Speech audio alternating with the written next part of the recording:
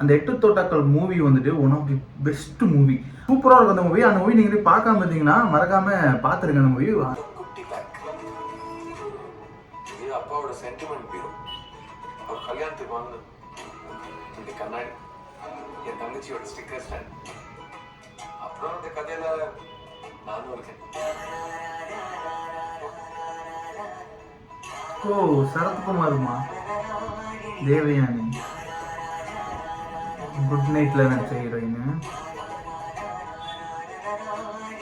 எங்கேயோ பார்த்த மாதிரி. இப்போ இந்த கதையோட பேர் என்ன கேக்குறீங்க?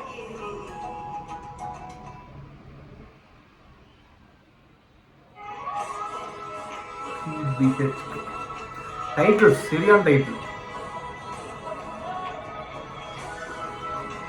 2025.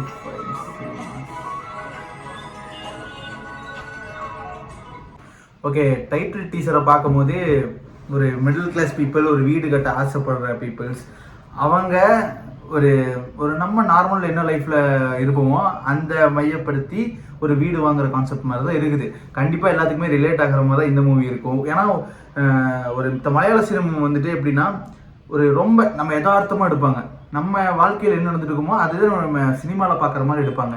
இப்போ தமிழ் சினிமாவில் கொஞ்சம் அந்த குட் நைட் படமாக இருக்கட்டும், சரி குடும்பஸ்தன் படம், இதெல்லாம் கிட்டத்தட்ட அந்த மலையாள சினிமாவோட கான்செப்ட் தான். ஆக்சுவலாக நம்ம கான்செப்ட் தான் மலையாள சினிமாவில் தான் எடுப்பாங்க.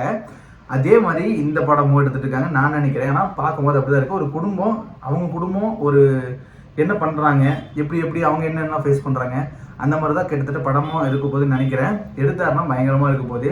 டைட்டில் உண்மையாகவே சூப்பராக இருக்குது. 3 BHK டைட்டில் டீசரும் சூப்பராக இருந்துச்சு. உங்களுக்கு டைட்டில் டீசர் பிடிச்சிங்கன்னா மறக்காமல் கமெண்ட் பண்ணுங்கள். இன்னும் சப்ஸ்கிரைப் பண்ணாமல் பார்த்துட்டு இருக்கீங்கன்னா மறக்காமல் சப்ஸ்கிரைப் பண்ணி பாருங்கள், லைக் பண்ணுங்கள், ஷேர் பண்ணுங்கள். இன்னொரு வீடியோ சந்திக்கிறேன்.